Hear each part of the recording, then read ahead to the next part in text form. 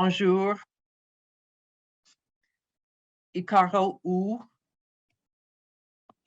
My name is Sheila Petty.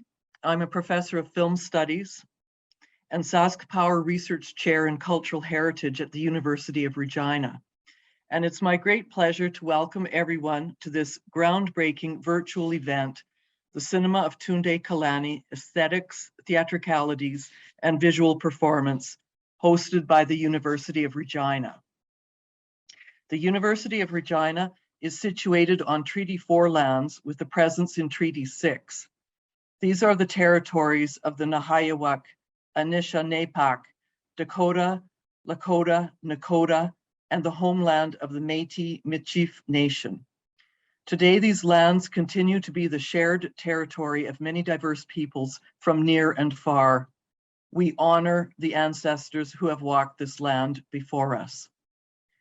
Congratulations to Dr. Taiwo Afolabi and Tunde Onikoyi, who have co-edited this pioneering volume on the work of one of Africa's most important filmmakers, the renowned Tunde Kelani. TK, as he is affectionately known, has already infused the University of Regina with his enthusiasm, creative expression, and love for his cultural heritage at the wonderful masterclass this past Wednesday. Last night, the students rushed into my transnational screens class, and the first thing they said to me was, "Wasn't that great on Wednesday?" This enthusiasm spilled into the class as we continued this discussion in the direction of what it means to be Afropolitan and what citizenship means in transnational and globalizing contexts.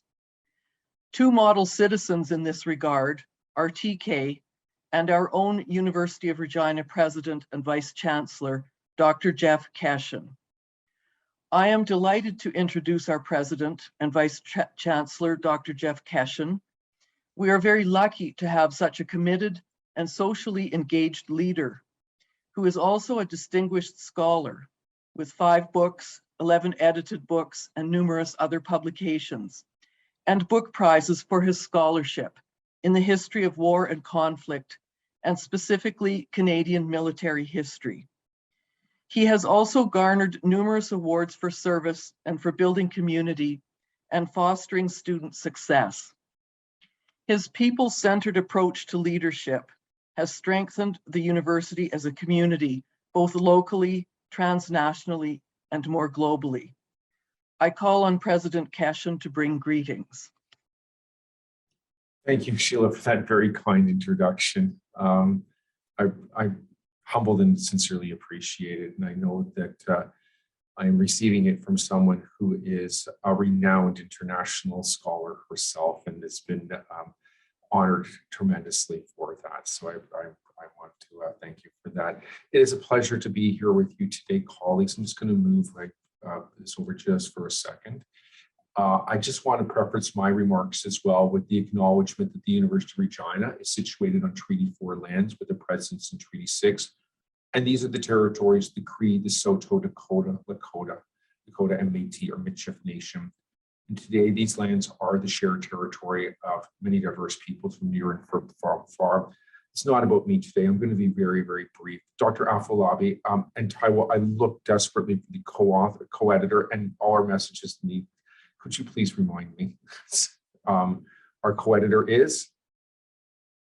Tunde Onikoyi. I thought so. Thanks so much. But I just want to, as I make these introductory remarks about this book launch, we celebrate scholarship for this university.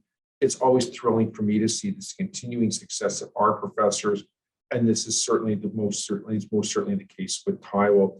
He is a CRC recipient. He is a community engaged scholar, an exceptional teacher whose ability to inspire students, both undergraduate and graduate, is so strongly apparent.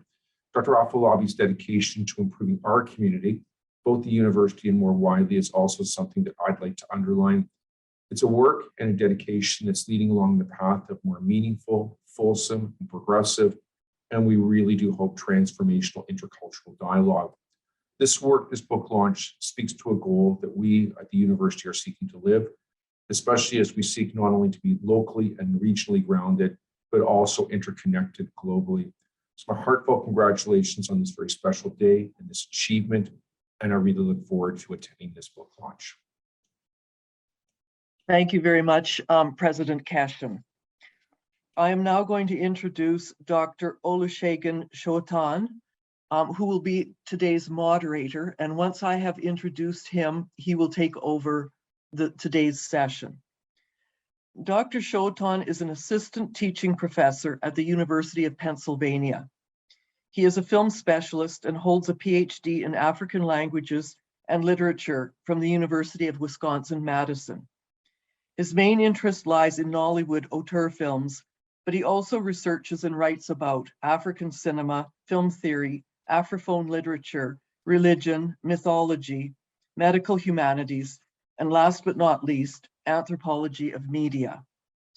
Dr. Shotan's scholarship sits at the crossroads of many fields of African studies, from film, language, and popular culture to literature and diaspora. His works draw on critical theories of gender, class, sexuality, identity, and representation. He is also a novelist, a poet, and a photographer. Dr. Shotan. Yeah, good morning, everyone, and thank you, Professor Sheila, for that wonderful introduction. Right now, I'm elated, so I feel like I'm on top of the world right now. So thank you for that wonderful introduction. Okay, so I've been granted the permission to come on screen.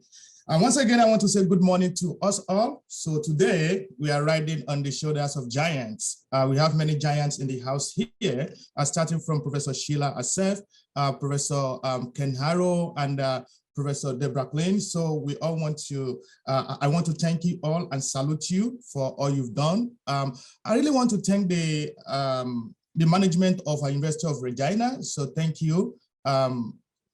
Dr. Jeff Keshen and Christine Ramsey, we want to thank you all. Charity March, so thank you for giving us this opportunity to be here today. So let me go straight to the business of today. But before I do that, I want to say this, that today we are celebrating many firsts. Many firsts in the sense that first, we are celebrating Tunde Kelani, the most prominent film director in Nigeria, whose work straddles 3 generations of filmmaking in the nation Nigeria. It was there during the celluloid film era. It was now a contemporary Nollywood filmmaker, and is here to also guide the future, that is the neo-Nollywood generation. He's a man with many appellations. First, is referred to as the foundational Nigerian filmmaker by Professor Sheila Petty, and also the orator of the Nigerian cinema by Tunde Kelani and Tunde Onikoyi. So, and the issue of the Nigerian cinema by Professor Deborah Klein. So here we are celebrating a man who is regarded as a foremost filmmaker in Nigeria. The second first that we are celebrating here today is the book itself. The book that we are launching today, The Cinema of Tunde Kelani, Aesthetics, Theatricalities, and Visual Performance, published in 2021, and which is edited by Tunde Onikoyi and Taiwo Afolabi. This is the first written monograph or compendium on any Nigerian filmmaker, especially on Tunde Kelani. So this is an historic event that we are celebrating here today.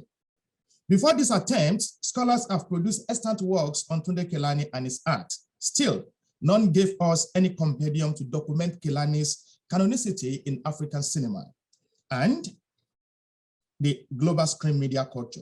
Last but not least, we are celebrating another first today, and that is University of Regina, Canada, the first university to hold an academic book launch on the art of Tunde Kelani. So today, we have many firsts to celebrate. So, and I want to celebrate every one of us who are part of this historic event. So thank you to the management of the University of Regina for giving us this historical event that we are celebrating today.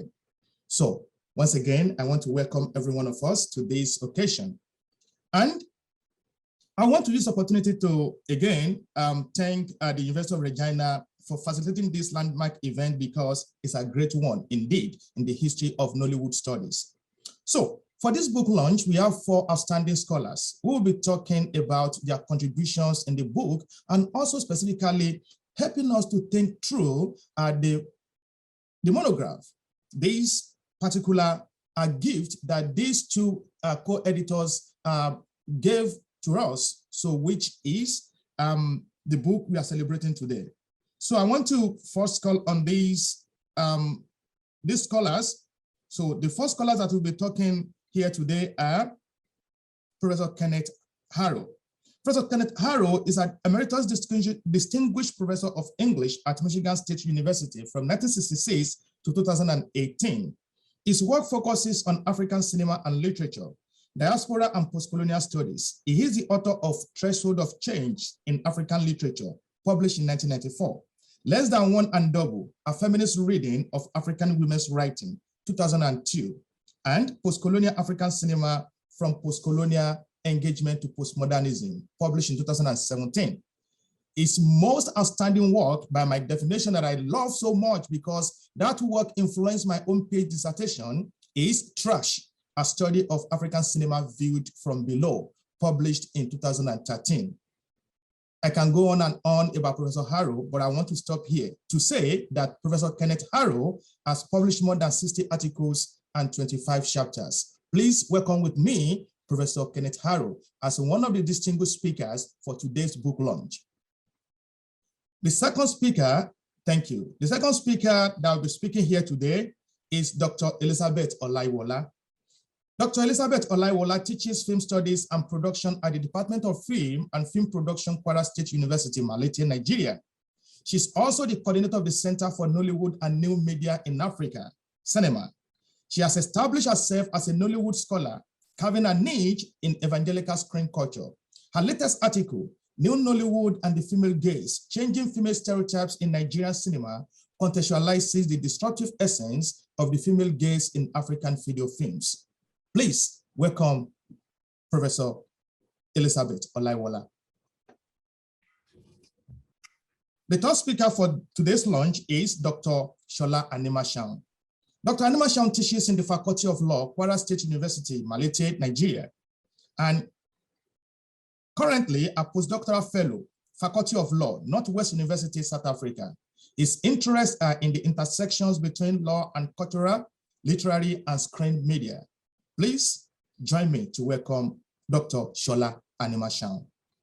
And last but not least is our distinguished professor, Professor Deborah Klein, who is a professor of anthropology at Galvin College and has conducted research with artists in Nigeria for the past 20 years. Our current research investigates the interplay between Yoruba and Islamic cultures within the music genre called Fuji. The town of Erin-Osun recently honored Professor Klein with a chieftaincy title, Iyalode Are. So we say Oyamori and welcome Professor Deborah Klein to today's book launch today. A quick house rule. Each of the speakers will have 10 minutes to speak, and they'll be speaking in the order in which they were introduced. The first speaker will be Professor Kenneth Harrow, followed by Dr. Elizabeth Olaiwola, and then Dr. Shola Animashaun, and Professor Deborah Klein will take the rear in that particular order. After the presentation, I will open up the question and answer sessions. And again, the Q&A session, you can raise your hand to ask questions, or you can type in your questions in the chat box as presenters are presenting. A quick rule to our presenters: please make sure you mute your mic if you are not speaking, and I would like you all to be able to at least come on camera if you are able to, because that facilitates more engagement. After the question and answer section, I will call on Professor Charity March to close this event for us, and after that, we all head out, those of us who are physically present, to the screening of Tunde Kelani's film, Dazzling Mirage. But the big man himself, I think I saw him briefly, is in the house, the man we are celebrating here today, the iconic filmmaker, the one and only TK, Tunde Kelani. Please, if you are in the house, can you please say hello to the people? TK? Okay, so why TK is, coming back, because I think maybe there is a connection issue. Quickly, let me say this about the person that's going to be giving the closing remark today, Professor Charity March. Dr. Charity Marsh is the director of the University of Regina's Humanities Research Institute. She is the director of the IMP Labs and associate professor in creative technologies and interdisciplinary programs in the Faculty of Media, Art, and Performance. What a wonderful way to close this historic event today. Once again, I want to welcome all our speakers, and I want to thank you all for being here today. The floor is open, and I will call on the speakers, starting with Professor Kenneth Arrow to please lead us into the heart of today's event. Segman, thank you for that wonderful introduction. I'm especially grateful that you mentioned trash. It's controversial, but it's my favorite too. Taiwo and Tunde, your book launch, what a wonderful event.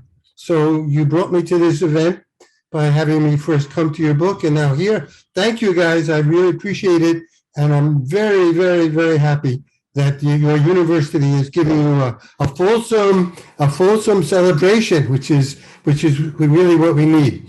And I hope TK will let us see his face sometime so I can say hi to him. I haven't seen him for a number of years. I must apologize to everyone. I can't stay for the whole event because I'm flying home today, but they accommodated me by putting me first to speak, so I will begin. My paper is drawn from the paper which is in the volume, and it deals with the question of modernity in the work of Tunde Kelani. Tunde Kelani has long constructed his films around issues that evoke aspects of modernity, a sense of what it means to be in the modern world. Modernity is a vexed term in African studies. Its usage is blemished by association with colonial discourse, where Europeans claim the right to deploy the term modern as describing their societies in distinction from Africans, when they described as barbarian or uncivilized. Kelani's career comes along as Nigeria's economy shifted from one that had been developing agricultural and small industrial production in the years following independence to the entry into the global market with oil production. The violent conflict that introduced this crucial period of entry into the global economy brought the traumas of ethnic conflict, usually given as the principal cause of the Biafran War, as if ethnic difference superseded questions of the exploitation of resources, whose value was just becoming known.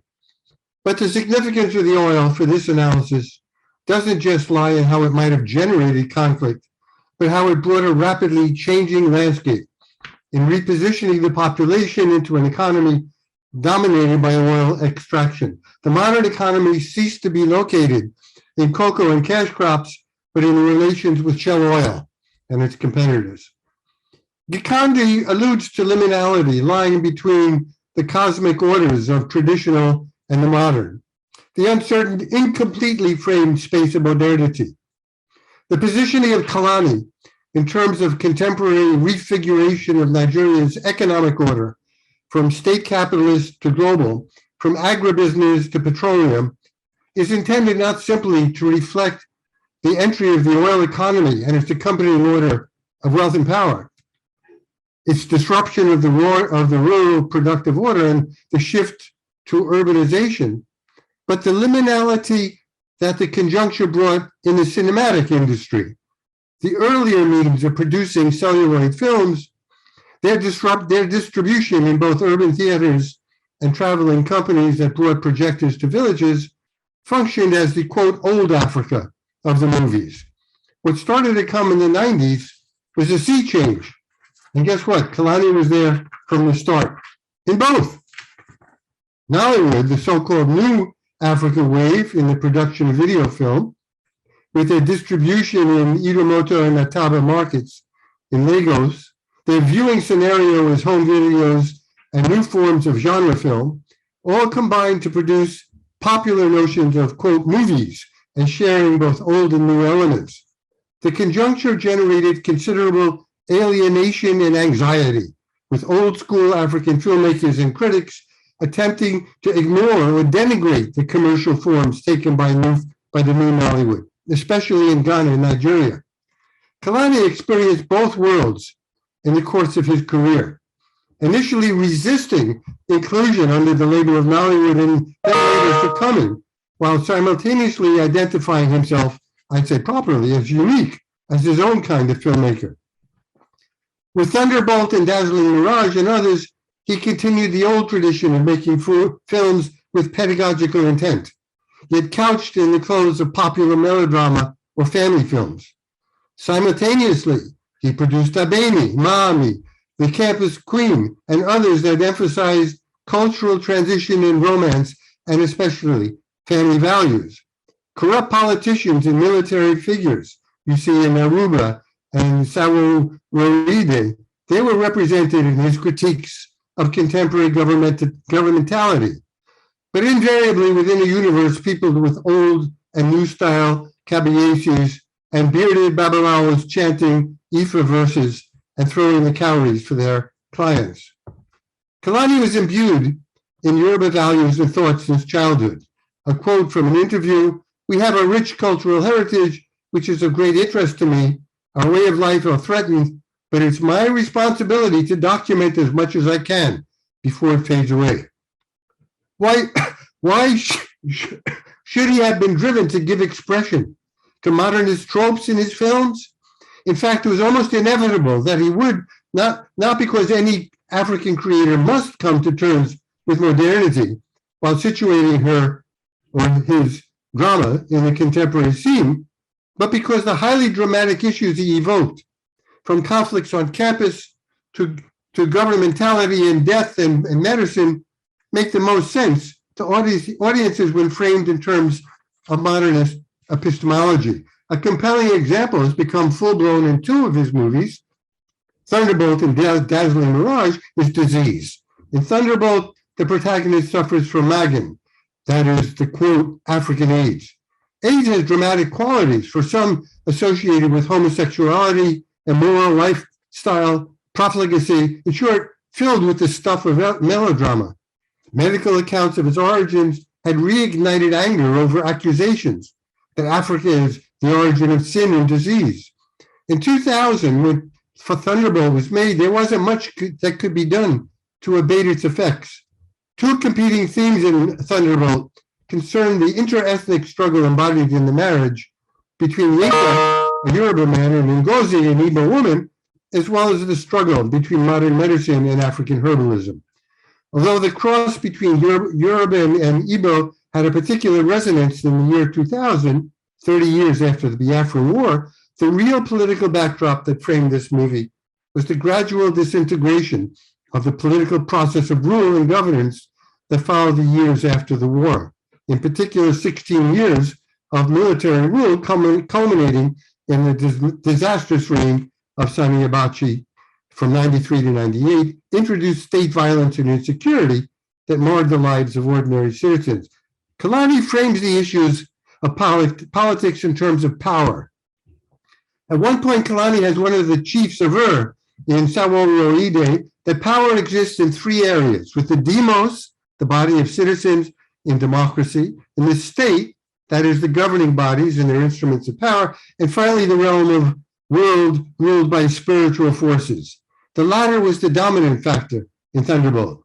As Nollywood films emerged in the 90s, that spiritual realm was represented overwhelmingly by occult forces marked by evil, forces that prey on human weakness such as greed and desire, and require countervailing forces of divine goodness to trump them.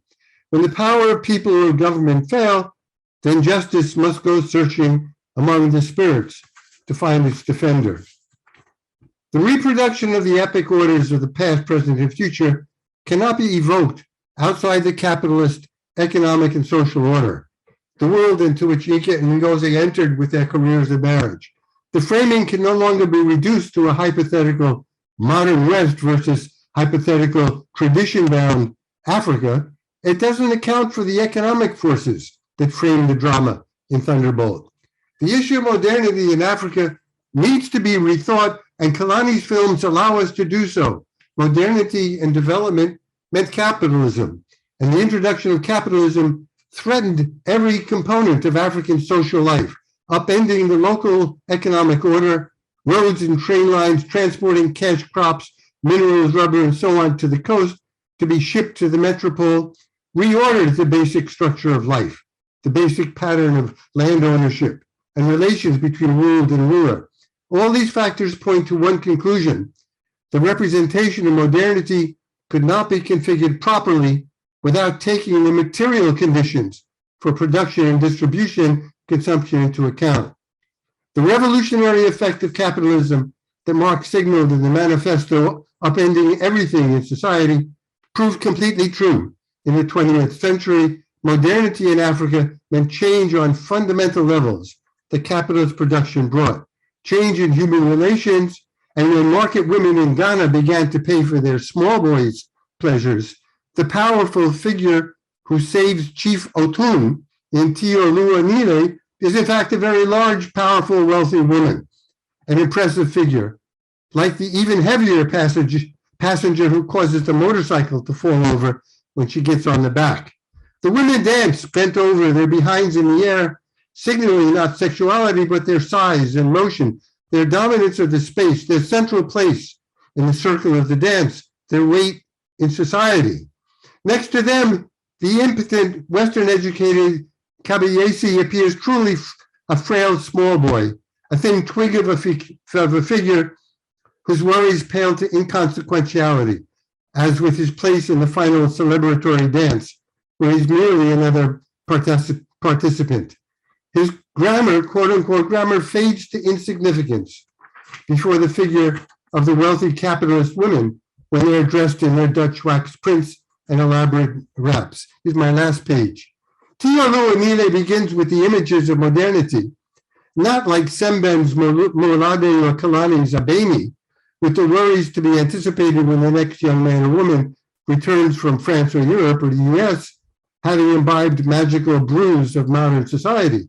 In the conventional notions of the West, they should be carrying back its technology, knowledge, and assurance of what the, quote, new African man or new African woman should represent. But here, with our more grounded material notion of modernity, in Taiwo, our focus turns to a gas station, one that brings with it a convenience store requiring electricity and good paved roads. It will bring money by selling the one commodity that in 1990 would make work for the whole country, petrol. The struggle of Otun versus the Kabayesi, or of Yinkin and Ngozi in Thunderbolt, might be figured in local terms, even ethnic or cultural terms. But in the end, after the issue of land ownership is finally decided and the filling station gets built, the only question that really matters for the capitalist order is who will get the profit, whose bank abroad will receive the cash payments and the money. When the confrontation with death, disease, and corruption are all acted out, even in dazzling mirage in 2014, at the conclusion of all the dramatic confrontations, what are we left with? We're left with the modern office, with workers, telephones, professional dress, management, everything that is put in place in order that conveys a, quote, modern business. Capitalism and its conquests, these are the issues that define the realities of modernity in Africa, then and now. And all that has changed is how it's represented. To conclude, modernity is central to Kelani's thought. As Jonathan Haynes puts it, and I'm ending with a quote from my buddy Jonathan Haynes, whose presence hovers over this gathering as the great authority on Kelani. As Haynes put it, the blending and coexistence of past and present, tradition and modernity is a nearly constant theme in Kelani's work. The call in Thunderbolt for a synthesis between traditional and modern Western medicine is perhaps the most programmatic example. The traditional and the modern are expected to go on being poles, fountains of meaning that do not run dry or lose their difference from one another. Kelani is distressed by the general failure of modernity in Nigeria to produce the expected enlightenment, but he remained dedicated to that project. End quote. We can read the early, middle, and late films through this vector of modernity and its representation. Ideally, we should learn the lesson of what it has meant to forge an African modernity in the modes of Kelani cinema. Thank you. Yeah, thank you, Professor Harrow. Thank you for that wonderful presentation. So right now, I'll call on Dr. Elizabeth Olaiwola for our presentation. Dr. Olaiwola, you have the floor. And please don't forget, speakers, we have 10 minutes for each of us, so that we can have more time dedicated to the Q&A, where we can have the gist of this conversation. So once again, I want to call on Professor Elizabeth Olaiwola. You have the floor now. Good evening from here.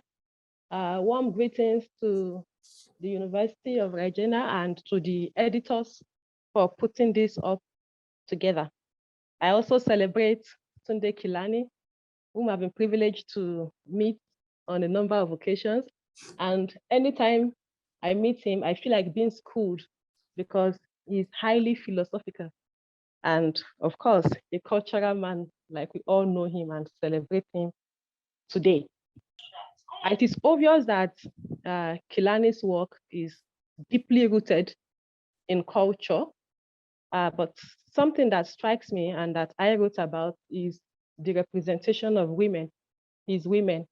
Kelani is quite progressive and persistent in his construction of womanhood. And this is funny because if you look at the literatures, if you review literatures on representation of women in Nollywood, you will discover that it is tilted more towards misrepresentations. Scholars have read Nollywood as a whole, and the conclusion is often that Nollywood films are misrepresenting women and then showing them in certain stereotypes. But Kelani, on the other hand, has been persistent in constructing progressive women.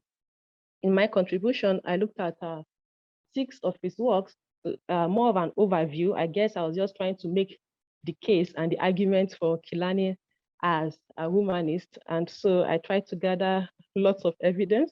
And so it was an overview here and there that I did to make the case for the sort of progressive women that Kelani is dedicated to in his works.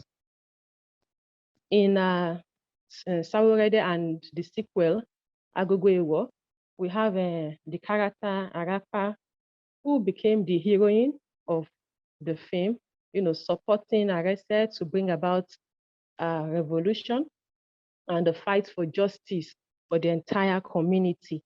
In the Campus Queen, the story also centers around Banke, and then she became the hero also, standing up to her male colleagues.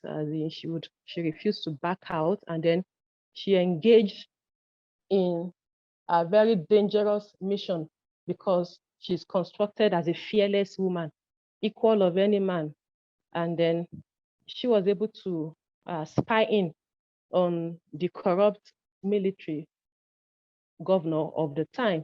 And then she came up with evidence. She was almost killed, but she came out victorious and celebrated. This is also something rare with Nollywood film of the time. In another of his film, The Narrow Path, you also have two female characters who have constructed for being saviors, for their mosaic roles that they played in the film.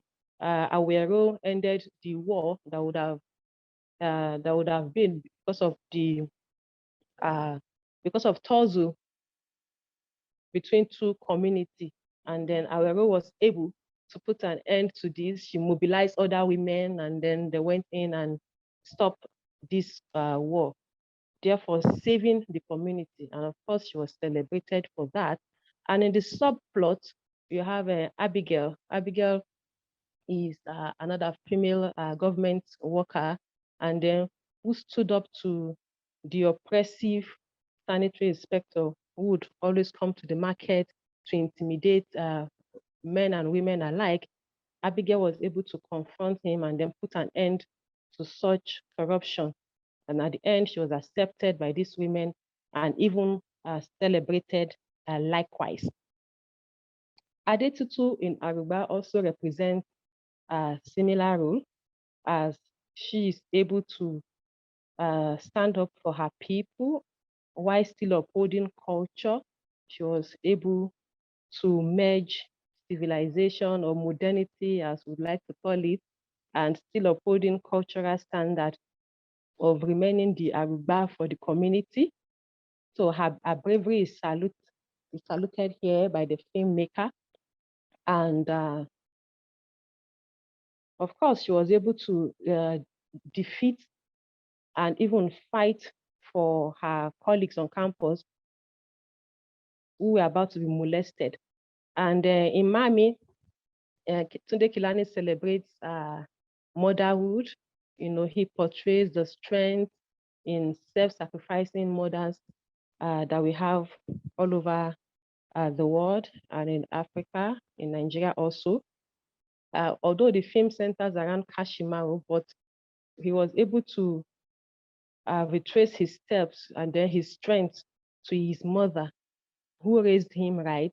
He does strength from her memories, and then the words that he said by the mother's grave side, I find it very inspiring. Kashimaru said that all that I have and whatever success I have achieved, I dedicate to your memory, referring to the mother. You taught me all I know. You know, this is Tunde Kelani, always conscious or not conscious, but always constructing womanhood as a force to reckon with, womanhood as progressive, you know, in diverse ways of life, either be it as a mother or as a young campus girl who is able to initiate change on campus and even in the state, you know, or be it with Aruba, a young village maiden getting married, and she was still able to create a change in our society. So Kelani is very persistent at creating progressive women from different spheres of life, making real changes. And I think this is progressive representation of women, as opposed to the misrepresentation that has been reported for a while now on Nollywood. Thank you all for listening. Waiting for the question. Thank you so much, Dr. Elizabeth Olaiwola. So thank you for that wonderful and concise presentation. So next, I'm going to call on our next presenter. So Dr. Shola Animashaun. Dr. Shola Animashaun, so you have the floor now. Thank you. And don't forget, it's 10 minutes. Thank you. Dr. Shola Animashaun. Yes, sir. Are you hearing me? Yes, we can hear you now. Okay. Good afternoon. I must start. I want to greet everybody, especially TK and all the others in the house.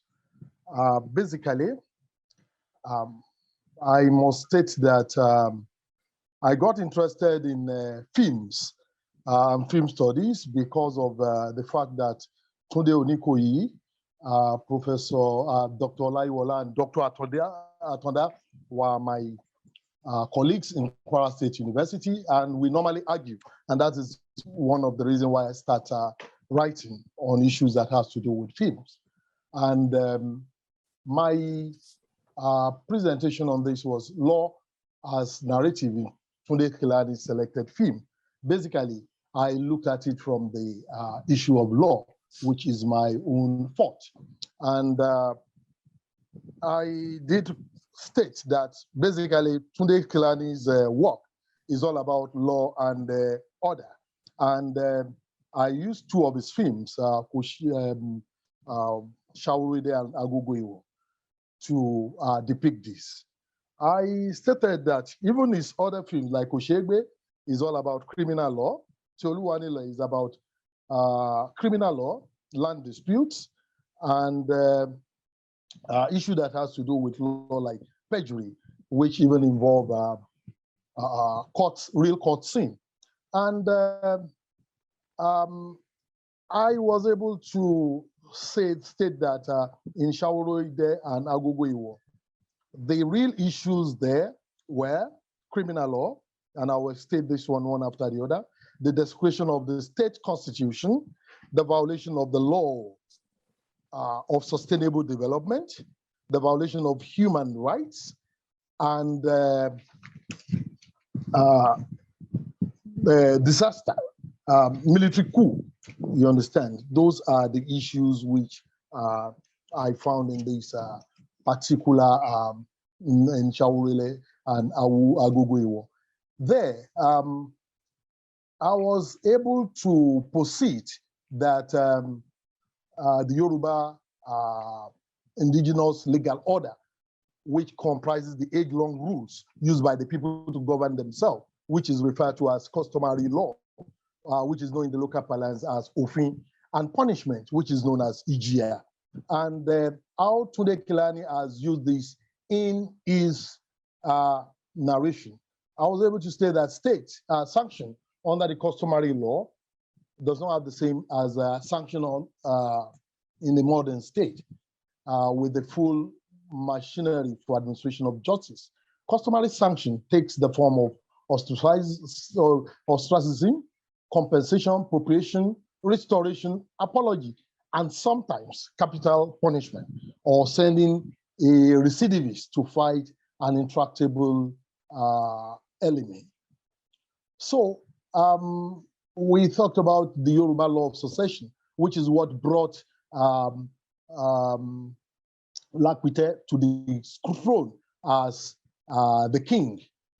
And there are issues that you must do to legitimize your stay as it is in the modern time, which is the fact that Lakwite and all the king will usually have with the town, which involve the incision on their head so that they will be able to wear Shaworege. That is what legitimizes, that is what makes somebody a king, which Lakwite breached or violated. Then what are the brutal the consequences of this suppression of this legitimate custom?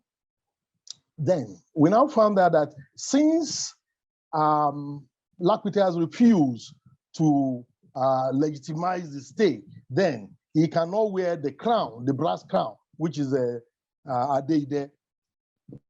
Least the royal drum is beaten so that it will have been, he will die of headache. So that is a breach of the constitution. And I linked it with what is happening in Nigeria, where constitution is being breached by our leaders on a daily basis. That when you now commit a constitutional breach, there is the consequence. And the consequence is that there is a problem in the town. People will be against the leader, and the leader will now use all sorts of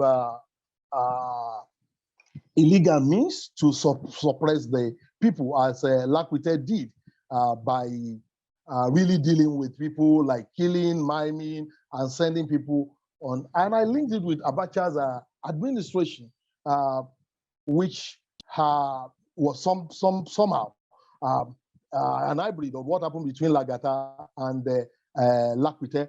And there was a time when there was so much Sankofancy in the system, especially in Lagata's time, when Sankofancy was lifted to an art, which was linked to youth earnestly asked for Abacha during Abacha's administration. And the way he was dealing with the opposition was linked to Nadeko, which was outlaw, and most of his leaders, especially the intelligentsia and the political elite, were hounded, assassinated, imprisoned, as exiled, as Lagata and Lakwite did in their film. I was able to say that when you see that something bad is happening, there is the need for you as a person to talk about it, because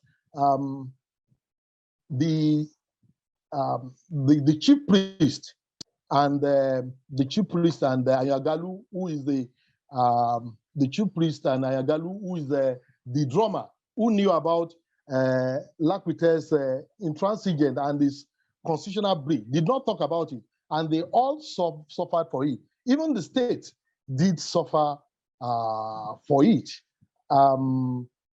Then I now talk about the triumph of the good over evil, based on what Tunde Kelani did in Agogo, when the people who committed the constitutional breach, who did bad, were made to face the consequences. That is the chiefs, these high chiefs,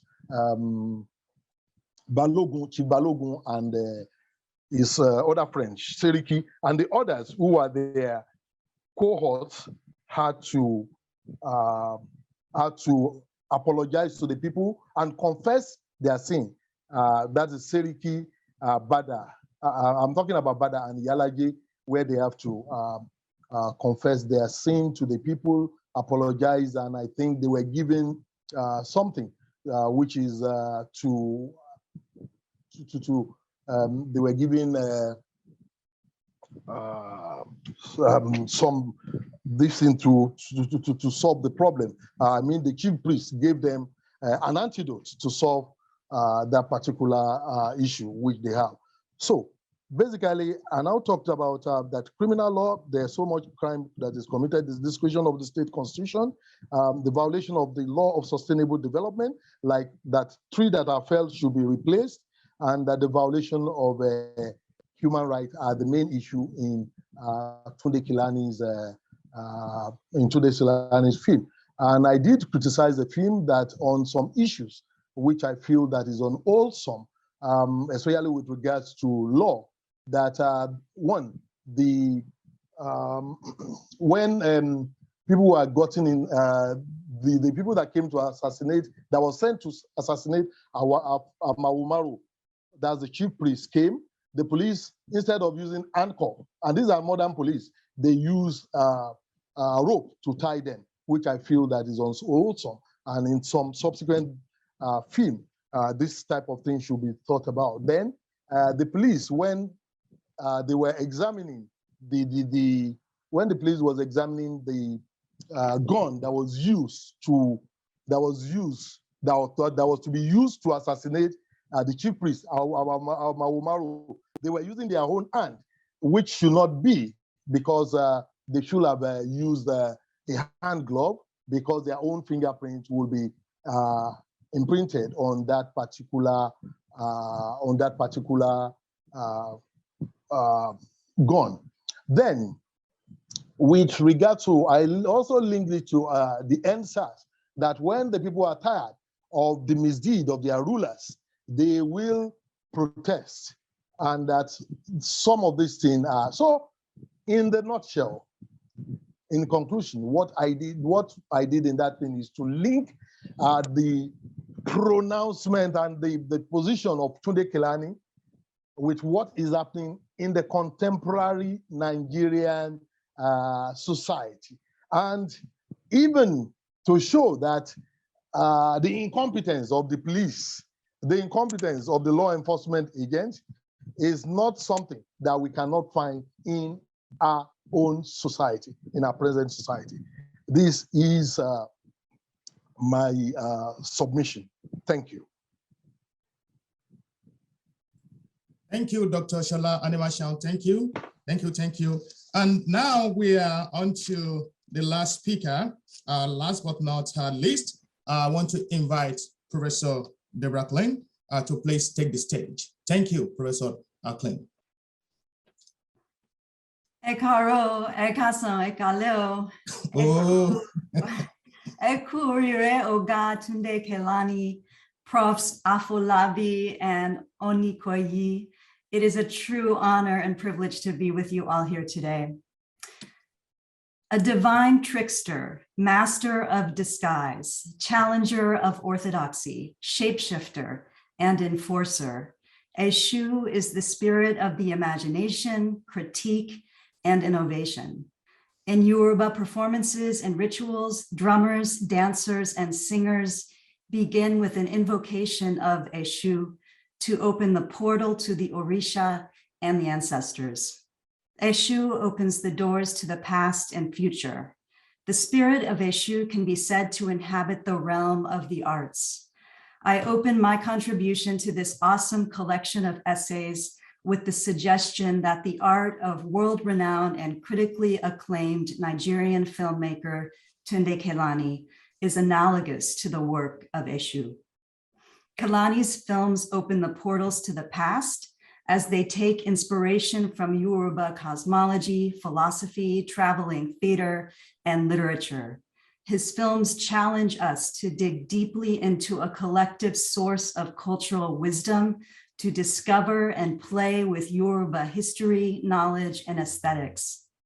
Kelani's films open the portals to the future as they challenge us to imagine a Nigeria and world free of imperialism, big man corruption, terrorism, sexism, ableism, disease, and environmental destruction. Kelani's work asks us to create a Nigeria whose democratic institutions function fairly and belong to all Nigerians. And when Kelani's art taps into our universal human desire for love and laughter, we are more likely to enjoy the beauty of this world, nature, poetry, music, dance, and masquerades. A little bit about where and when I enter Who is This White Woman from the United States. So my entry into the world of Nigerian film is by way of my 20 plus years of ethnographic research with performing artists in Eri-Osun, a small town near Osogbo. In the early 90s, I studied at the University of Ibadan and lived in Queens Hall while commuting to Eri-Osun on most weekends. The late Basianda and Wale Ogunyemi were my mentors at UI and supervised my early field work in Eri-Osun, where I began to learn the Yoruba language and Bata drumming and masquerade culture as an apprentice to drummer Chief Lamidi Ayankunle. During the 90s, I became a fan of Tunde Kelani's films and was privileged to be living in Nigeria while his popularity grew and grew with each new film. In 2010, I attended a conference about the Nigerian video industry at Kwasu, where I met Tunde Kelani, who was warm and welcoming and has since been a generous and supportive interlocutor. Like so many other TK fans, I am endlessly inspired by and grateful for Kelani's films and contributions to the global film industry. While I reviewed Kelani's films from my home in California for this book project, I was instantly drawn back into the rich and magical worlds of Yoruba performance, politics, philosophy, folklore, history, landscape, cloth, language, and humor. I recalled being drawn into the lives and artistry of the Ayankunle family in Eri-Osun. I re-experienced my first big concert at UI, Sir Sheena Peters. I remembered feeling hopelessly encumbered by the chaos of life under the military regimes of Babangida and Abacha. I remembered the vivid novels, plays, and essays by Soyinka, Emicheta, Osofison, and Tutuola showing up in my dreams. I remembered smuggling the open sore of a continent into Nigeria for colleagues after the tragic death of Kin Saro-Wiwa. I recall going to the market after the new 50 Naira bill, picturing the Better Life for Rural Women program was released and hearing the women traders whisper, "Fumini Better Life." Kelani's aesthetic portrayals of the intermingling of Yoruba politics, power, and culture evoke tensions between mythic and everyday life in Nigeria, inspiring his audiences to celebrate the beauty of Yoruba life while imagining how to create an even better life for everyone. At the end of Kelani's films, we are left asking, what cultural, economic, and political institutions have just been unveiled, parodied, or critiqued on screen? What would we have done if we had been in those characters' shoes? Will we accept the provocation to act? I think there's value in contemplating as a whole the range of overlapping moral themes and questions posed by Kelani's allegories. So in the spirit of provocation, I'll end my time recapping these themes that were prescient, warning us that our struggles for decolonization and justice were not only part of the past, but are still painfully relevant in the present and future. As we view and review Kelani's films, we are left contemplating the following questions with an open heart and imagination. How can Nigeria draw upon its cultural knowledge to find ways to support local and national development that prevent environmental and social destruction? T. Oluwanile. How can we address gender inequity and violence against women as root causes of mental health challenges for women and men? Ayo Nimofe. How can we work together to ensure Nigeria's success when today's institutions encourage corrupt, selfish behavior and discourage us from making sacrifices for the greater good? Kosebe. How can we develop the patience and discipline necessary to realize our life paths, even when our decisions challenge others' historically entrenched expectations of us? Oleku. While the short-term motives of capitalism are threatening Nigeria's and the world's sustainability, how can we support and encourage our leaders to prioritize their people and land? Saroide. How can we incorporate traditional medicine into our biomedical system to understand and treat our bodies holistically, attending to the mind, body, and spirit of each being? Thunderbolt Magum. When faced with the temptation to profit from the privatization of town resources, how can our leaders exercise respect for the land and people to ensure sustainable development and equal access to resources? Agogo Ewu. How can we make sure our universities are inspirational environments that encourage students to become active in the struggle for justice, as opposed to perpetuators of violence against women and vulnerable people? The Campus Queen. How can we find common ground across class position, generation, and gender, draw strength from our shared humanity, and celebrate life together? Abeni. How can we condemn practices that devalue and harm women to create a world that recognizes and supports women and their work in the world? The Narrow Path. How can we nurture the idealism of our youth while dismantling the big man corruption that plagues our institutions? Aruba. How can we make peace with past injustice, embrace our inherited wisdom, and contribute to our nation's future? Mami. How can we educate each other, develop sensitivity around, and support people who suffer from disorders and illness? Dazzling Mirage. In conclusion, Tunde Kelani's body of work, mobilized through a shoe-like storytelling, offers new myths that awaken our spirit and desire to create a more balanced and beautiful world.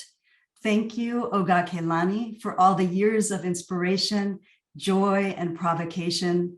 We eagerly await your new projects. Ekurireo Adikweo. Thank you, thank you, thank you. Thank you so much.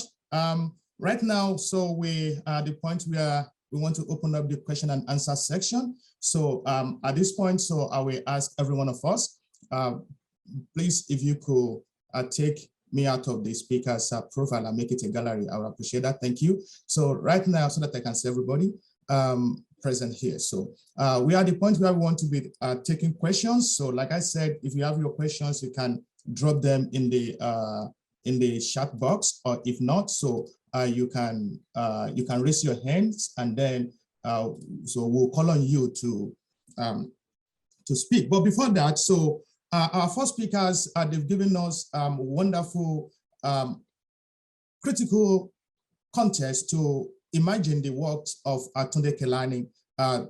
Critical concept and context in the sense that they've given us different perspectives and perceptions about what Tunde Kelani stands for in the history of Nigerian film industry and also in the history of African screen media.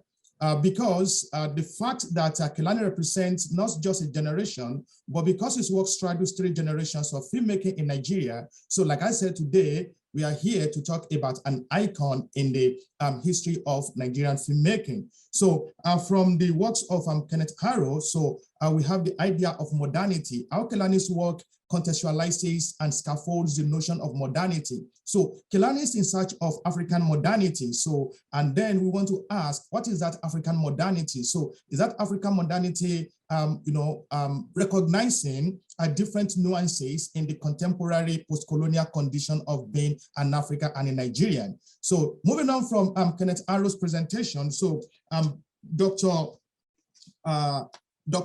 Elizabeth Olaiwola gave a presentation on Kelani and his women. So the notion of womanhood and the aspect of gender equality or gender equity, gender parity that Kelani aims for in his work. How Kelani frames women in his films in a position not of a position of a marginalization, recognizing that marginalization, but at the same time, asking for a recognition of women empowerment. So then from there, we move on to Dr. Shola Animashaun, who focuses on the legal aspect of Kelani's work. He in his work, in his presentation, so Dr. Animashaun kind of contextualizes the liminality, a kind of connection between indigenous laws in Nigeria and former constitutional, amendments and policies in Nigeria, asking for a process of reconciliation, which is always a trope in films of Tunde Kelani in many of his works. So Kelani contextualizes the ongoing contention between these two seemingly two terms that can be coterminally placed together, but at the same time, which kind of come in friction with each other.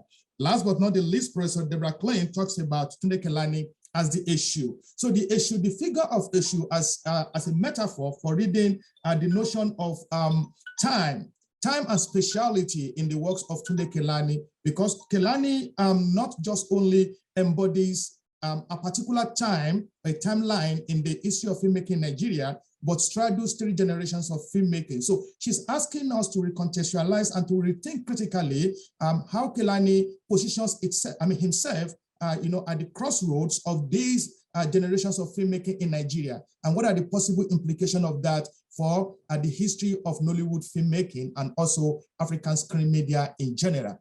So with all of these wonderful presentations, I want to say that the floor is open for every one of us right now to begin to ask our presenters questions. And for those of us who may have questions for the editors themselves, they are here. Both Taiwo Afolabi and Tunde Onikoyi are here to answer certain questions you may want to pose to them. So the floor is open, and I will not waste your time in discussing these questions. So feel free to send me questions in the chat box, or also you can raise your hands and then I will call on you. Thank you.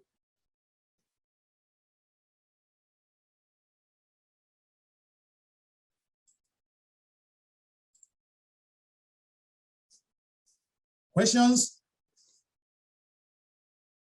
Okay, so while I'm waiting for every one of us to think about the presentations, so I have, I'm not too sure Professor Harrow is still here. I think he left because he will need to catch a flight to, he's traveling. So he willingly joined us, out of respect, and also because this is a very historic moment. So if Professor Kenneth Harrow is here, so this question is for him, but if not, I still want to pose the question again, and then I think the editors can help me, in providing answers to the question if they, want to. So the question is for Professor Kenneth Harrow. So in his presentation, he mentioned African modernity as a concept that structures the works of Tunde Kelani. So, and I want to ask him that question. The question is, what is the African or Yoruba modernity that Kelani argues for in his works? So within that trash metaphor that Kenneth Harrow has given us, so, what does the concept African modernity. So what does it entail in the work of Tunde Kelani? Is it a deconstruction of modernity itself, or a kind of recoupling of many modernities to something new that we can take to answer the question of the neoliberal economies in Africa and in Nigeria? So the question is, what is the concept of African modernity that Kenneth Arrow, argued for, that Kelani always kind of, signifies in his films? So to both Tunde Onikoyi and Taiwo Afolabi, you may want to take this on behalf of Kenneth Arrow. All right, thank you very much, Segun, and thank you for the good work and your heavy liftings today. I will be brief, and I would like to relate Ken Harrow's argument to what we describe within the Yoruba context, cosmology, and worldview as the Omoluabi ideology. Throughout the works of Tunde Kelani, you will notice that this sense of Omoluabi permeates every single thing that he has touched. And then from his thematic preoccupations, you will know that there is always a dichotomy between what is essentially good and what is essentially bad. And at the end of the day, good normally triumphs over what is essentially bad. And you will agree with me that this was one of the points that Akinade Shokan particularly mentioned in one of his essays in his text, Post-Colonial Aesthetics. He stressed that what Tunde Kelani would normally do with his text is to pursue that Omoluabi. For those of us who do not really understand what Omoluabi means, I need to give a rough translation. The good child of Yoruba, the good person of Yoruba, somebody who actually does everything by the books, respects his father and mother, avoids anything that will bring disgrace to himself and his society and his personality, and elevate that which enriches, and elevates himself, his family, and his essential community. It is sad that the Nigerian context actually runs counter to some of the things that Tunde Kelani preaches, in terms of his Yoruba modernity. His Yoruba essence and modernity, draws attention to what Adeleke, who I believe you know so well, posits when he says that the Yoruba culture may actually be deeply rooted within an African space, but it is also a universal culture, a universal and living culture, where you have across the entire world the modernity of the Yoruba people, the Yoruba cosmology and worldview, steeped within the art of being Yoruba. I hope I've answered your question. Yeah, quickly, so you did. So, but then you mentioned something as, the iteration of good and bad. And I quickly want to ask both of you this question. Good and bad, so these are relative terms. So there's relativism that attends to good and bad. So how do you justify that within a cinematic culture, and also, placing this in a popular art form within a cultural landscape as diverse as Nigeria? If I may, I think that the understanding of good and bad within the context of Tunde Kelani's work really goes back to the culture itself. I just, Shaoroide, for example, when you watch Shaoroide as a Yoruba person, or as a Yoruba, or somebody that that knows that culture, it's stipulated within a particular cultural ethos of what is right and what is wrong. So that idea of right and wrong or morality is based out of a particular common collective understanding, and I think that permeates all of the work.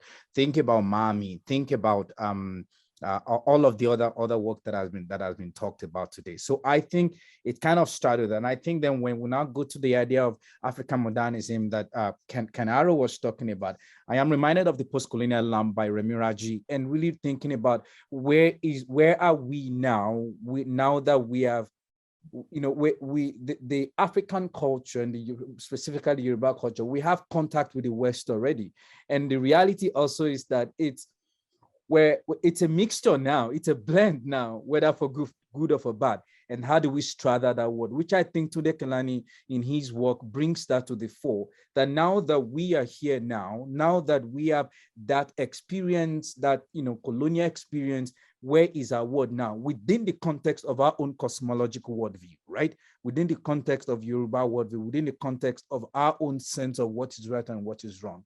I think that's a way I want to kind of position that, Shagun, in terms of that question.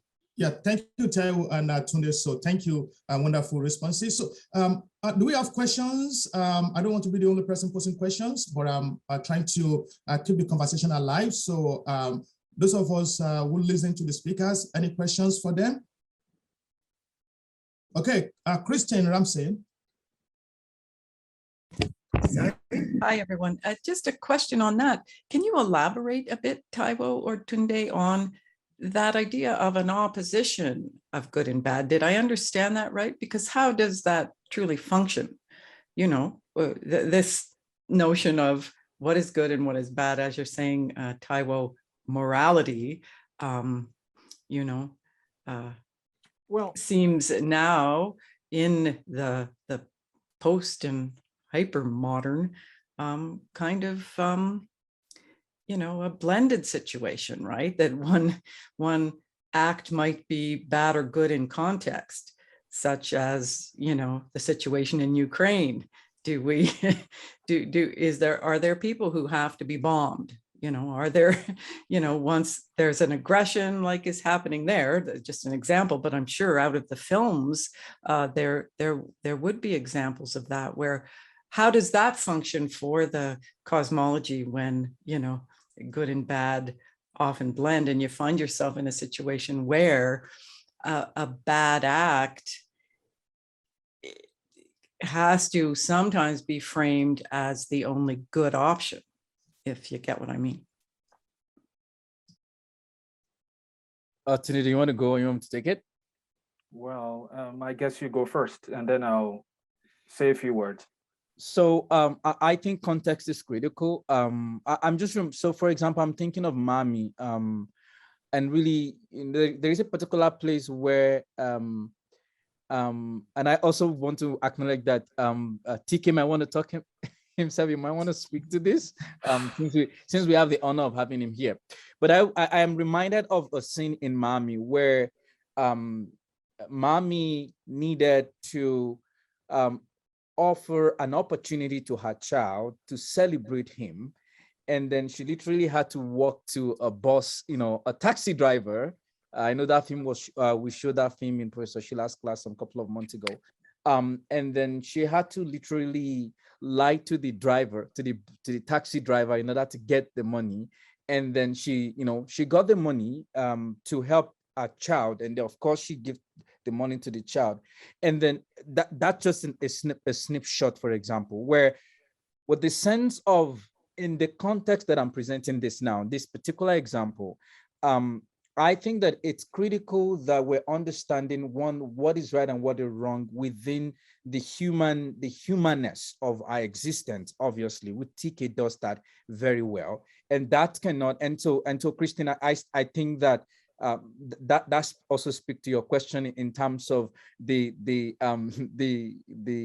example that you cited, because all that is happening now, there's no justification in any way to bomb a people, to end a life, not at all. All right, so we have to, that's the basis of all of that, and I think TK does that very well.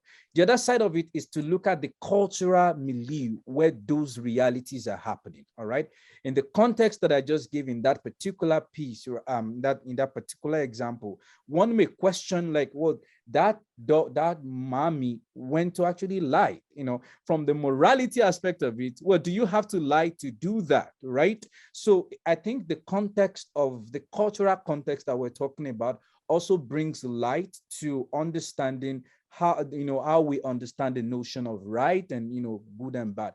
But ultimately, it's really privileging the human existence, regardless of whatever civilization and ideas, that we're thinking around this. I'll leave it at that and pass it on to Tunde to add this. Yeah, thank you. So let me quickly say this so that we can come back to that question, but I want to give other presenters, chances to really answer a few questions. So do we have any other questions for any of the presenters?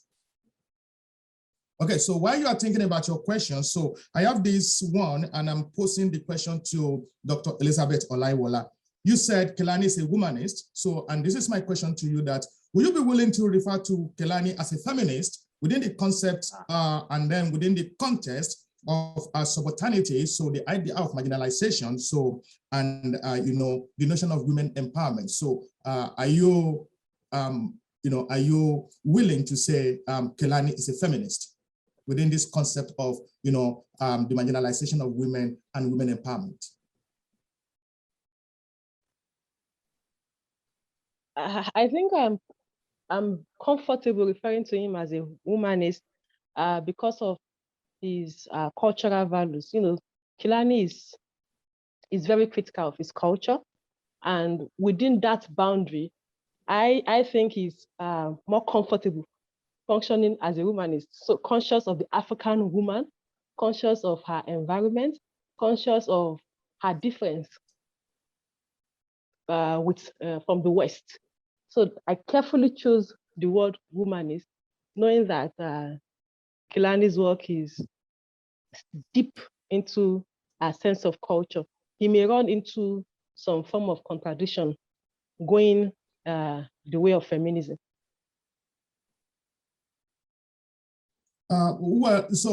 Quickly, and I know Babatike is here, so I think we can lay this question to rest today, because very often scholars like to, I know one time I was speaking with Remiraji and he said Tunde Kelani is an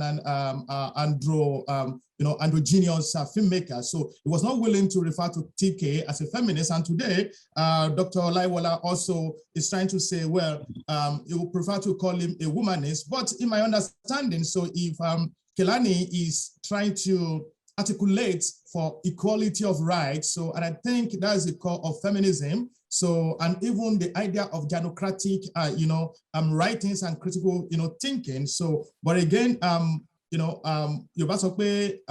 the real person. I mean, so I don't know how to translate this. So,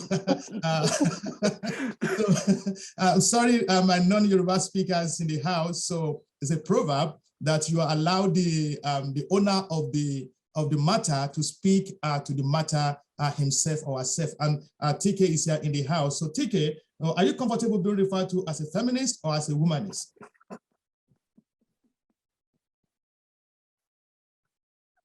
Please unmute. Yes, I know. Oh, yeah. Thank you. Well, thank you everybody. This is very exciting for me. And I just wanted to be an observer. I just wanted to listen to every word that is uttered, in this event today, because after all, you are the theorists, you are the scholars. I'm just doing my own work. Look, before I may not get the opportunity to say this again, I appreciate the event of today, and it's an honor, for me, for my work to be discussed in a forum like this. And that's what I feared in the first place. I wish Professor Ken Harrow was still around, because I didn't have a choice at the turn of the technology of making motion pictures in Nigeria. I had to just go on. I could have, see the kind of the training that I received from the London Film School. Nobody who had worked with film cameras, those machines, those wonderful tools, would ever consider making film on a plastic video camera, anything at all. So a lot of my contemporaries stopped, but I couldn't stop. So I had to grab, whatever was available to continue the story. And Toluwanile was the first casualty in the sense that it's more or less experimental. And my conviction was that, well, what do I have to lose? After all, this is made for local consumption. And I was sure that this film will not be seen outside of Nigeria. That was my belief, you know, and I thought so until after Toluwanile was released and the BBC producer,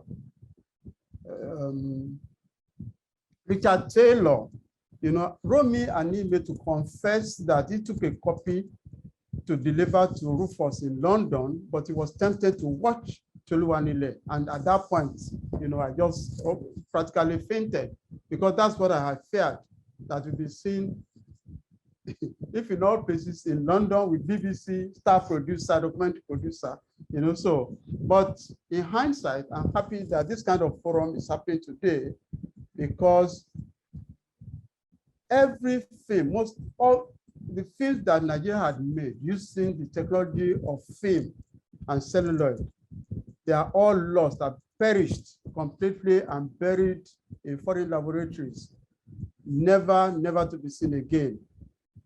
But from Toluwanile, that is interesting, from Toluwanile to the present film, Dazzle Mirage, Ayinla, and Cordelia, that's what we are talking about today. Today, I'm managed to rescue them from technology to technology, copy again to another format, copy again to another format, that we now have a body of work that can be discussed like this. And it makes me very humble. You know, it makes me very appreciative. And I have a feeling that I'm fulfilled tonight, that my life has not been in vain, that I've not come to this world to waste my time. So I want to thank you very much. But now to go back to your question, you see, in the Yoruba language and culture, we say something like, TK, I'm sorry to jump in, so please, can you please make that just the 30 seconds, and then I will come back after this forum is ended to continue the. Well, okay, thank you. So I grew up, you know, with women all around me, and the Yoruba saying, the popular one I remember is, that it doesn't matter who cited the snake or the serpent, the woman probably would have killed it, but it doesn't matter as long as the problem has been solved. So for me, you know, I have a soft spot for the contribution of African women in societies. That's all I can say about it. Yeah, women, I emphasize not feminism, but the concept of the African woman. You know, that is my stand. So thank you. We have 5 more minutes to go, and I'm going to pose 2 questions to Dr. Anima Shaun, and one each to Dr. Anima Shaun, and then one to Professor Klein. So Dr. Anima Shaun, you talked about the tension between indigenous laws in Nigeria and constitutional formal laws in Nigeria. So I want to ask you this question. So is that tension, that is the tension between these 2 forms of laws? So do you think that, you know, that tension signifies something more about the incompatibility of these laws, or it shows something about the failed or the failing nature of Nigeria as a state?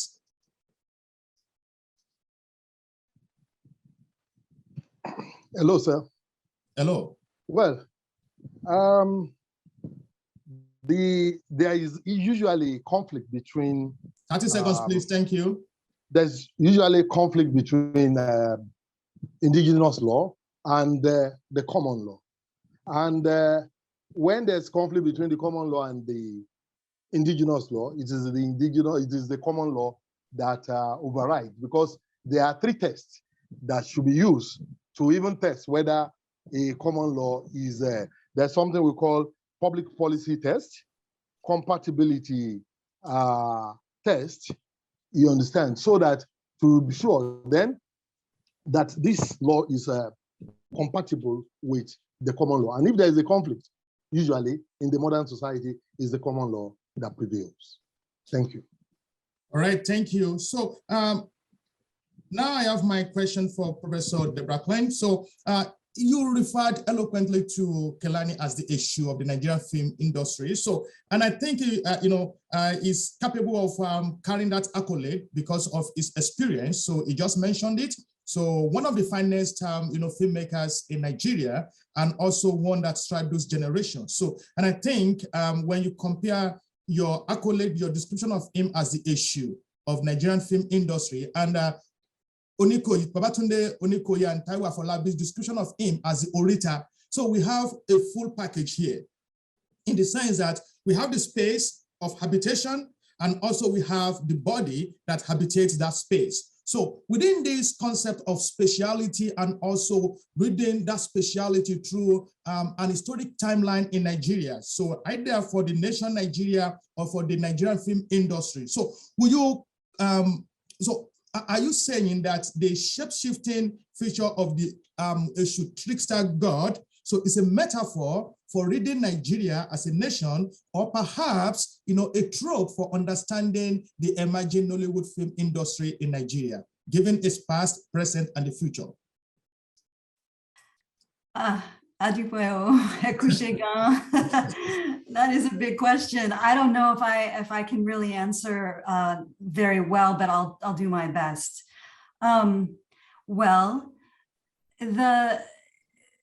the shape-shifting part of Eshu and I think filmmaker TK, what I'm referring to is the kind of magical, if I may, ability of Eshu and Oga Tunde Kelani to evoke not only imagery from the past, but sort of the part of the past that's mythical, but it's also part of the present. So all of the scenes that that are kind of throughout every film that harken back to the Orisha in Aruba, where Yemoja and the beautiful scenes at the rivers where the goddesses are there, and the superpower of the main character to become a goddess herself. So she becomes kind of a contemporary goddess, and she's empowered. She's also the Aruba, but she's empowered by Yemoja and the Orisha from the past. So I think of and then into the present, she is thinking about how to create a social justice oriented organization in her own town to help women and everybody in town deal with their health issues moving forward, and trying to get money to make sure the town can support the people who need help. So I think just a concrete example of how TK really is drawing from the powers of the gods and the goddesses and the stories and the myths to create new mythologies for us to be inspired by into the future. So I think that's a kind of a shape-shifting where we are never in, I mean, I say we because I've had the privilege of living in Nigeria, but I relate to these ideas through my own history as a Jewish person or just a human being in the world, that we do our best kind of imagination of what's possible and how to heal the world if we can draw upon the wisdom of our past and reimagine it and recreate it for ourselves in the present and the future. So in that sense, I think TK's work is timeless because it's always reinventing the wisdom and the knowledge from the past. And meanwhile, critiquing the institutions that have been created, and through colonialism, a lot of these institutions have been imposed upon us from the West or from the outside. So how do we look at these institutions for what they are, and perhaps draw on indigenous law or indigenous wisdom or indigenous concepts of good and bad to reclaim the institutions that and make them what we want them to be, so Nigeria as a nation can move forward in a way that also reinvents the structures, so that and and does not do what maybe some definitions of modernity are about, which is try to polarize or let's just say alienate the present, what the institutions are now from the past. So I think TK integrates the beauty of what worked in the, what we want to work in the past into his vision of what a modern quote, modern contemporary Nigeria can be when we go to the courts, or we look at women's rights, or we think of somebody like the main character from Aruba creating a nonprofit organization to help her people. So I think this is a sort of a rambling response, and I apologize, but let me just conclude quickly by saying I've gotten my training from my Nigerian mentors who wax on often, but just a thought about modernity, because I think that's a great question. While you were all talking, I was thinking about, as an anthropologist, I never think of modernity without thinking of, quote, tradition as well. And so, and what I've learned from Yoruba culture, one of the things is that, and there's this phrase, which is our traditions are very modern traditions. That there's the sense in Yoruba culture that there's always being that popular music genres, the film of TK, those genres are incorporative and flexible. So always incorporating new instruments, new technologies, always incorporating new wisdom, and then kind of reinventing themselves as the tradition of the day. And so I think TK reinvents Yoruba culture and modernity with every film. So it's like and I think it's a very Yoruba kind of thing, to incorporate what is there and keep the continuity from the past into the present, into the future. So my apologies for a rambling response, but I'm just grateful to also be here and try to put these pieces together. Yeah, thank you, Professor Klein. So quickly, so we are closing now in about 2 minutes. But before we close, Professor Klein talked about new methodologies for the future. And I want to ask the editors, so what was the motivation for doing this book? So you could have did something on you could have worked on another author or on another person. So why Tunde Kelani? This is a question for Taiwo, Afolabi, and Tunde Onikoyi. And after that, I will call on Dr. Charity March to give us the closing remark. Well, thank you very much, Shueton. I don't know how to put this because it's extremely gigantic in a way. 3 reasons or 3 factors actually are responsible for bringing this book into, to reality. It was inspired by just 3 important factors, really. First of all, our, the work was inspired by some of the arguments posed by Ken Harold in his Thrash, African Cinema from Below, where he interestingly suggested that, filmmakers should make a shift in the content of what it is they have to produce in terms of knowledge production, that is African cinema as a whole. And one of the major points he raised that critics is that they should spend more time doing critical essays on not just works that ushered in post-colonial African cinemas, but he wanted us to turn our minds to newer works and evolving industries and creative productions emanating from such industry, including Nollywood, which he prominently cited in the book.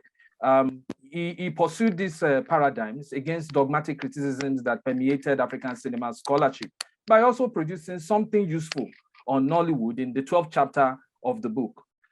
Secondly, the book found reasons to evolve based on Jonathan Haynes' argument in his 2010 very popular essay, which is titled, "What is to be Done? Film Studies on Nigerian and Ghanaian Cinemas." In that essay, I believe he stressed that 3 areas needed to be further strengthened in and about Nollywood studies, and they are, historical analysis, auteur analysis of filmmakers who are approximated as such, and that critics themselves should offer aesthetic reading of films, which normally requires that lasting substance. These areas were very, very important because of the rapid transformation the industry was constantly experiencing. And again, this transformation in practical terms deliberately required new writings, updated data, and the need to pay close attention to filmmakers who were contributing to the growth and reputation of the industry in manifold ways. And the last but not the least, while it is true that a lot of essays, groundbreaking essays and articles have been done on Tunde Kelani, were scattered across the globe within cinema libraries and universities, it was a bit surprising for Dr.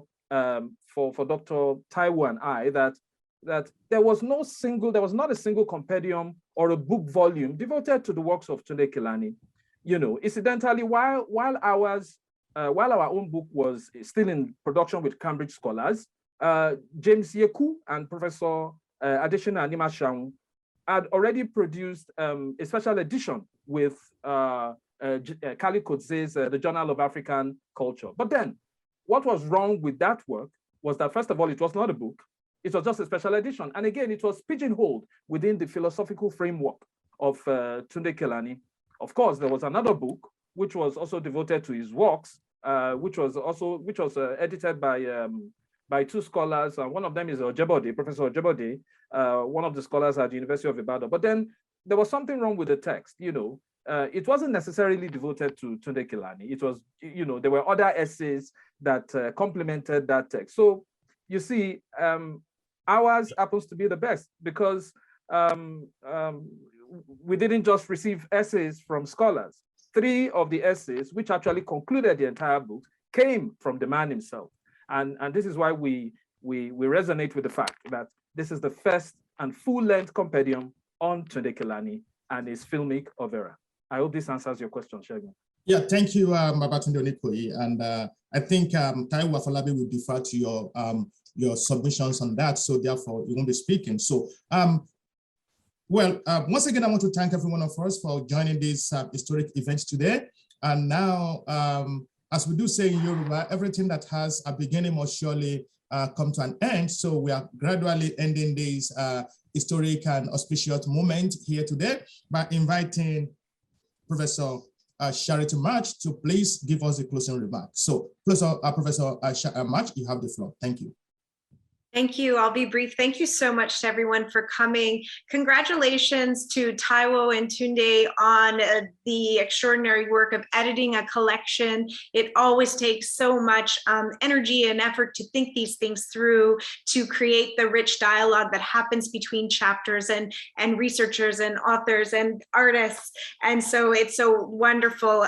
Congratulations to you on this. Congratulations to all of the authors and the contributors to the work, especially to those who spoke and shared with us today.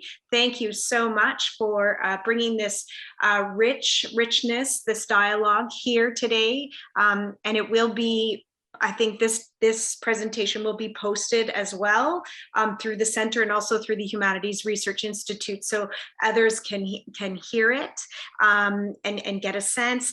And wow, what an honor to be able to celebrate Tunde Kelani, who is here to acknowledge the rich contributions of this years of work and filmmaking and culture making and just such important engagement. So thank you so much.